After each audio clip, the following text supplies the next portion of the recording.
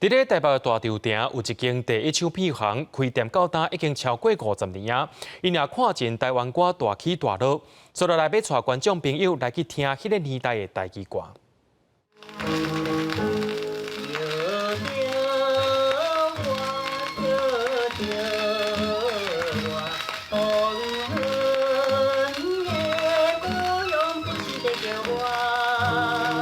老曲盘洗呀洗，手尖对乌家唱片的纹路刷叮当，清亮迷人的歌声，搁听会到那像插头仔的声音。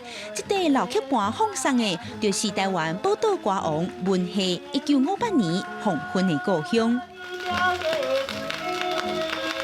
伫民国46年至51年这段时间吼，会使讲是咱台语唱片真重要的时代。文夏老师。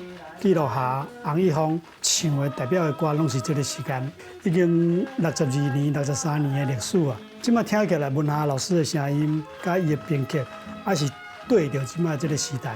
捌替文夏老师办过演唱会，也替伊写过自传的资深音乐人刘国伟讲，1956年过台北市三中部，就有歌舞厅、戏剧院，这也是生产上最乌家唱片的所在。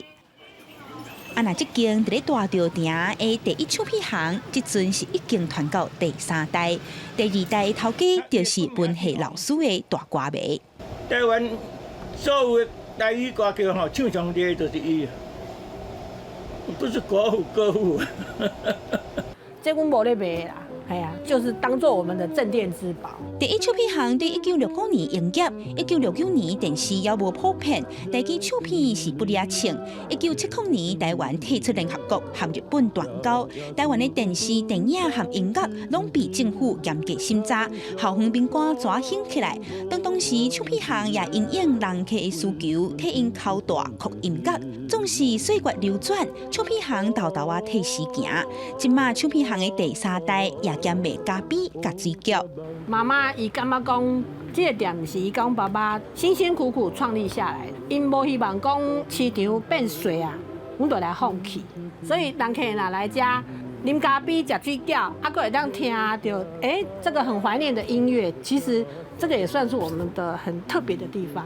会使讲较早第一剧场的故事啊，会使大家来写厝边头尾来遮开讲啊、联络感情啊等等安尼，这是最重要的存在。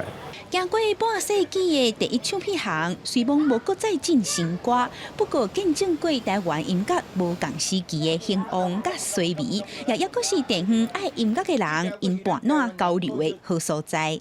记者敏珍、夏桂林台北报道。